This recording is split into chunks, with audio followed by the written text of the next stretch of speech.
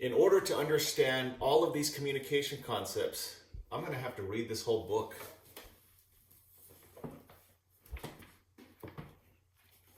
No. I'll just watch the videos instead.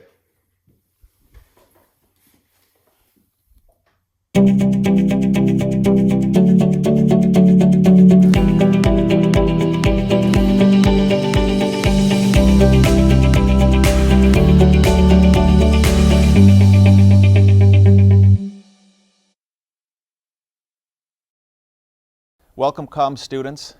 You're going to be called upon to give presentations not only in your academic life, but also your professional career. So not just in your communication classes, but also in maybe history, English classes, you're going to have to give presentations. You already have, but also professionally, you're going to give presentations. Now, if you get nervous, one of the best approaches you can take is to structure the way that you're going to give a speech. Because if you follow that structure, it will help you to move your nervous energy along. So today we're going to talk about structuring a presentation, particularly for an informative speech. So here on the screen, you can see there's an introduction, a body, and a conclusion, obviously for a speech outline, and then for your presentation. Now, contrary to general belief, the most important part of a speech structure is not the body. It's the longest. You're going to spend the most time there giving your presentation, but it's not the most important part. The most important part of a speech presentation is the introduction. If you don't start off your speech well, if you don't have a good foundation, then you're not going to capture your audience's attention and their interest, which means that you're not going to have the same effect in your body and certainly not in your conclusion. So the introduction is a foundation for the rest of your speech. And when you put together your introduction, it's not a matter of just telling your audience your name and stating your topic. There are a number of components in the introduction which we're going to go over today. So the first thing you want to do when you're getting your audience's attention is what is known as a attention-getting statement. This is where you motivate the audience to listen to you. Now you think about it. You have people coming into your meeting, which you're going to present in, or in a class where you're presenting to other students and your instructor, and they have other things on their mind. Maybe work, maybe their own presentation, maybe they're stressed about something else. Your job is to get them to direct their attention on you, and that's the intention of the attention getter. Now there's not just one way to do that. There's many different ways to do that, as you can see from the screen here. You can ask a rhetorical question, and you may recall that a rhetorical question is something that your audience will answer in their minds. For example, you might say, how many of you believe the United States government keeps secrets from the public? Well, you want your audience to consider that, but you don't want to start a conversation with your audience. You just want them to ponder something in anticipation that you're going to provide the answer in the course of your presentation. You might pose a hypothetical scenario. And a hypothetical scenario is a very impactful way to start a speech. This is where you ask the audience to imagine something that could happen to them. And the effectiveness of this attention getter is your audience will anticipate that you'll give them the answer to it. So I sat through a presentation where the speaker talked about, they asked the audience to imagine their car ending up in a body of water. And as water is coming into the vehicle, and you're desperately trying to free yourself, you find that you can't open the door because of the water pushing against it and the pressure. And so as the audience, we're anticipating the answer to that question. If we were in an emergency situation like that, how would we get out of a vehicle? How would we get out of the car? So that hypothetical scenario was a good attention getter.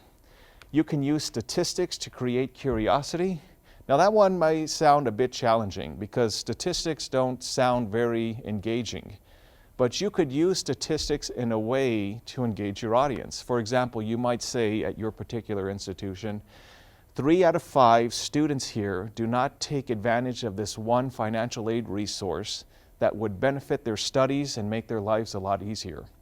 And so now your audience is anticipating that you're going to tell them about that resource that 3 out of 5 students aren't aware of. You can do something dramatic. So I had a student before that pounded the lectern before his presentation, and he shouted out, "I want my money now." And it was, we were wondering, well, where are you going with this? He worked in an insurance office, and his job was to settle insurance claims and pay them out. And he says, people yell at me every day because they want me to give them the settlement. But it's my job, he told us, to give you the least amount of money as possible. And so his speech was on maximizing your insurance claim. And he started it off by pounding on the lectern and shouting, "I want my money now." He did something dramatic. You can use humor. Now, if you're going to use humor, it has to be related to your speech. It can't just be some random joke that's disconnected from your presentation. So make sure that the humor leads into your speech presentation. I had a student give a speech on a product called prepaid legal service, where you pay $20 a month and you can call an 800 number for legal advice. Well, when he gave his speech, and it was a persuasive speech, he said, "I am a representative of prepaid legal service." And then he went on to say, "Prepaid legal service is an excellent product for you and your spouse or your significant other. But if you have both of these, a spouse and a significant other, you definitely need prepaid legal service." That was his joke to start off his speech. So notice that it had to do with his topic. He didn't just tell a random joke. Now, if there was one way that I would recommend to you to give a speech presentation to start it off, I would use this one here, using a narrative. According to the authors of a public speaking text called Speak Up, within the first 30 to 45 seconds of public speaking, your heart rate will start to slow down and your breathing will start to normalize. But as soon as you get in front of an audience and you see those sea of people staring at you, your anxiety may go up. Your breathing will be off. You need some time to get in a rhythm. Now, if you use the rest of these, a rhetorical question, a hypothetical scenario, statistics, something dramatic, that might only give you 20 seconds before you have to move on with your speech. However, if you start your speech off with a narrative, that can give you the 30, 40, 45 seconds you need to warm yourself up, to normalize your breathing, and for your heart rate to slow down. Now, the nice thing about a narrative is you can stumble through a story and it can still be interesting to your audience. So if you're really nervous about a particular presentation you're giving, I highly recommend starting with the narrative to get yourself in some sort of a rhythm. So that's the first part, the first component of the introduction, is to get your audience's attention. Moving on from that, the next thing you want to do, the second thing you want to do, is to establish your credibility. Let the audience know that you're knowledgeable in your topic. So there's two ways to do that. You either have experience with your topic, or you've done research, or perhaps you've done both. But you're letting the audience know that you're a credible source for your topic. You're establishing, in a sense, your ethos. You're showing your ethics that you're knowledgeable by your experience or your research. Now keep in mind that this one, the attention getter, and this one, the credibility, can go together. If you tell a story in your attention-getting statement about perhaps maybe that you've been horseback riding for 10 years, and your speech is on the joys of horse riding, then that tells us that you're credible because you started off with a story about how you've been horseback riding for 10 years. So these two can go together. They don't have to be separate. But if it's not obvious in the attention getter how you're credible, then you're going to have to tell us in the credibility statement. Now we're moving to the third component of your speech outline, and it's the most important part of your speech. If you don't do this well, then the rest of your speech will be severely impacted. It may only take you 15 seconds, but it's the most important part of the entire presentation, and that's establishing audience relevance. This is where you motivate the audience to care about your specific topic. Now, in the attention-getting statement, you motivated the audience to direct their attention on you. But that's momentary, that's brief. This is long-term. Now you want them to see the importance of the topic that you're relating to them. Now, the topic that you choose for your speech presentation, it may be your own, it may be one that your supervisor asks you to present on at work, but you have to find some way to make it impactful, effective, relevant to your audience. So for example, I had a student one semester that gave a presentation on makeup at Dillard's. She worked at Dillard's in the makeup department and she wanted to give information on it. As soon as she made it known to the audience that her speech was on makeup at Dillard's, anyone that doesn't wear makeup or anyone that doesn't shop for makeup at Dillard's, their motivation to listen obviously went down. So she had to find a way to make her speech relevant to everyone else. And what she said was a very effective statement. She says, even if you don't wear or buy makeup at Dillard's, we also have unique services and products that would make exceptional gifts for a special female in your life, whether that's your mom, your girlfriend, your spouse, your grandmother, for Valentine's, for a birthday, or for a holiday. So as soon as she said that, the likelihood that more audience members were going to listen to her and see the relevance of her speech went up. She found a way to make her speech relevant not only to those that buy makeup at Dillard's, but those that are obviously going to shop at some time for gifts and for a special female in their lives. So you've got your audience's attention. You've established your credibility. You've told them how your speech is relevant to them. Now comes the last part of your introduction. And this is where you definitively tell them in one sentence what your speech is about. Today I'm going to talk to you about the game of baseball. This speech is going to teach you how to maximize your insurance settlement. At the end of my presentation, you're going to learn about the different products and services that we offer at Dillard's. You're going to tell your audience in one sentence what your speech presentation is about, and that's the thesis. Now, that's a general statement. You have to go from general to specific. And so what goes along with the thesis statement is previewing your points. Now, in a general informative speech that you may give in class or in a presentation at work, you want to have maybe 2 to 5 points. 2 to 5 points.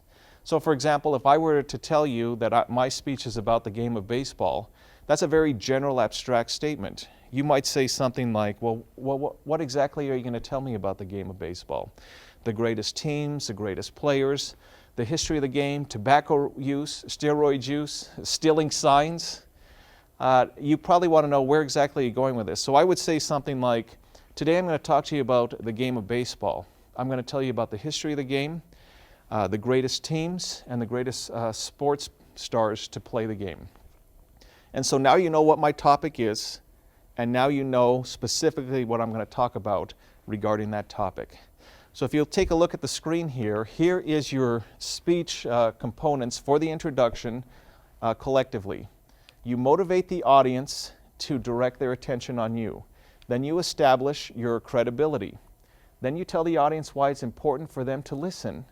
And then finally, you specifically lay out what you're going to cover in your presentation. This is the introduction. This is where you set the foundation for the rest of your presentation. If you do this well, your audience will be able to follow along without being confused, and they're going to be able to see the relevance of your topic to their lives personally and or professionally.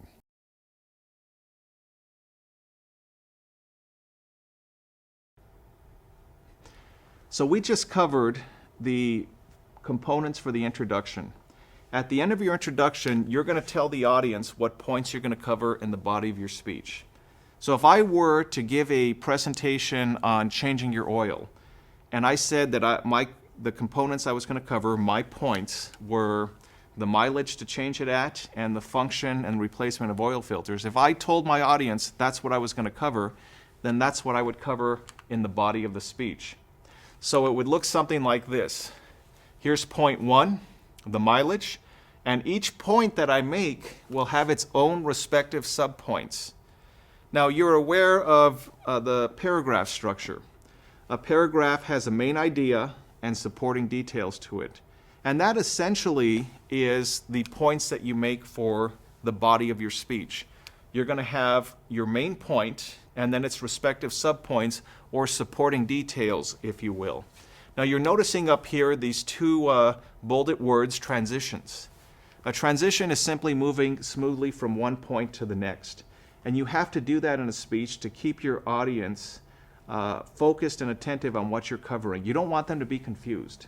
So for example, you don't want to move to your second point without having a good transition, because your audience might be wondering to themselves, is the speaker still on point one or have they moved on?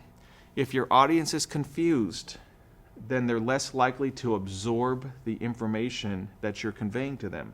And in an informative speech, you want your audience to absorb as much information as they can. That's your intention.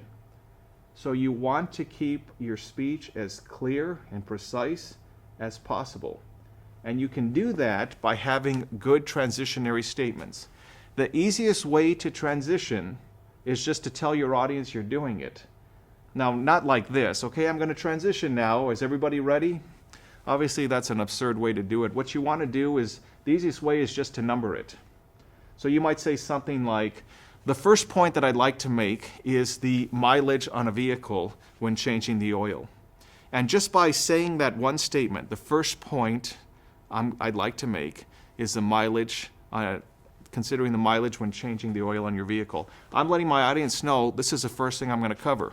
So I go through that information. And as I'm moving to my next point, I would number it again. The second point I'd like to make, or the next point I'd like to make, is to consider the function and replacement of oil filters. So that declarative sentence there lets my audience know I'm moving along in my speech. If I had a third point, I could say my third point, I could say my final point, but just that one declarative sentence helps my audience to move along with the presentation and understand where I'm going. Now, there are other components to the speech outline which we'll cover in future videos. For example, you want to have supporting material in your speech. You want to have references to support your points. And then also you want to utilize presentation aids to enhance your overall speech presentation. So we'll cover that information in future videos, and I just want you to be aware here that those are also additional components that are important to your overall speech presentation. Now, when you're organizing the body of your speech, you do want to consider the importance of the order you put your points in. And so there's different ways that you can organize the points in the body of your speech. For example, maybe each point is relatively important, so you get to decide the order you want to put those points in. Now, if you're going to use this pattern, and a lot of informative speeches, especially for a school project, fall under this arrangement. If your speech presentation falls under this arrangement, I highly recommend to you that you organize the points in the body of your speech from the easiest to the most difficult. From the easiest point, and then save the most difficult point for last. Now, I have students, and I've been in presentations where a presenter will start off with the most complex point to express to the audience because they want to get it out of the way. And that's a good reason, but many presenters coming right out of the introduction, they still have their nerves going, and they start with the most complex, difficult point, are likely to fumble through it. And if you fumble through your first point, your anxiety will go up and your confidence will go down. And that will cause the rest of your points to suffer because your anxiety has come up. What you should do is start with the easiest thing to talk about. You're going to build your confidence as you continue to warm up your voice and your fluency. And that confidence is going to carry over to the next point and finally to the last most complex point that you would convey to your audience. So start with the easiest point and work your way up to the more complex point in the body of your speech if your speech falls under a topical pattern where each point is relatively important. Now, there's other patterns of arrangement here. They'll be in the description on the bottom of the video. I'm going to show them to you briefly here, but we won't spend too much time on them. You could organize your speech in a chronological pattern if each point needs to be in a sequential order for your audience to understand. You could organize your speech in a geographical pattern. Let's say, for example, as you can see on the board here, if someone was going to visit a national monument and a visitor was coming into that area, what would they first encounter? What would they encounter right after that? You'd have to put things in a geographical order. You could organize your speech in a cause and effect pattern. Now, this can be used for an informative presentation in this manner, and it's especially helpful for a persuasive presentation.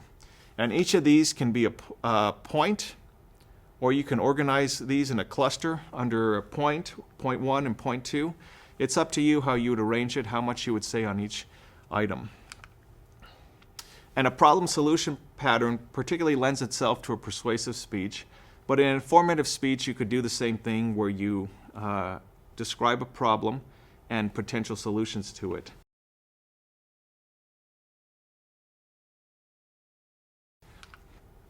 Now we're moving to the conclusion. At the conclusion of your speech, you're obviously not introducing new information. It's wrapping up what you've covered. So there's 3 things you do in your conclusion. The first thing that you're going to do is to restate your thesis with your audience. Remind them what you covered, what your topic was about. And on that note, you're also going to review your points. Now, you may have covered in another Comm Studies class, but particularly in the videos that are available here, that there's one axiom in communication, and that is that there's no such thing as perfect listening. Our listening goes back and forth. There are times that we're very attentive, there are times that we're semi-attentive, and there are times that we're in la-la land. When you're speaking to an audience, their attention will go back and forth. They'll be very attentive, semi-attentive. Hopefully they won't go all the way to la-la land, but they'll be somewhere where they're still listening to you. And if you're doing a good job with your presentation, they'll stay within that range of full attention to semi-attention. But they're not going to pick up everything that you're saying initially. So that's why you remind them from the introduction to the conclusion. And when you get to your conclusion, that's what you're doing again. You're reminding them what your speech was about by restating and reviewing your topics. And the last thing you do in your conclusion is you leave a lasting impression with your audience. So you may recall from the introduction that the first thing that you do in your introduction is get the audience's attention. Motivate the audience to listen to you. The last thing you do is leave a lasting impression. Now, the reason I put these 2 on the screen is because the attention getter and the lasting impression complement each other. In the attention-getting statement, your goal was to motivate the audience to listen to you. In the lasting impression, your goal is to motivate the audience to remember your speech. In the attention-getting statement, you started by doing something dramatic. In your lasting impression, you can end with something dramatic. You started by asking a rhetorical question. You can remind your audience of that rhetorical question or ask a different one at the end. You started your speech with a story. You can remind your audience of that story at the end, or you can tell the rest of that story at the end. So the attention getter and the lasting impression complement each other in your speech structure. Now, as I said to you before, writing a speech outline is just like putting together a research paper. You have an introduction, you have a body, and you have a conclusion. And you're going to be very deliberate in how you introduce and go over your information and review it with your audience. So in your introduction, you're going to tell the audience what you're going to tell them. In the body of your speech, you're going to tell them. And in your conclusion, you're going to tell the audience what you just told them. Repeat, repeat, repeat. There's no such thing as perfect listening. So you have a certain number of points to cover, 2 to 5, and you prepare your audience's minds to hear it. Tell the audience what you're going to tell them. Tell them what you just told them. So this is the speech structure, generally for an informative speech presentation. In the description below, you're going to see a link for an example of a speech outline. And in our other videos, you're going to see how to practice your speech with the outline and how to incorporate presentation aids, supporting material, and reference material as you speak.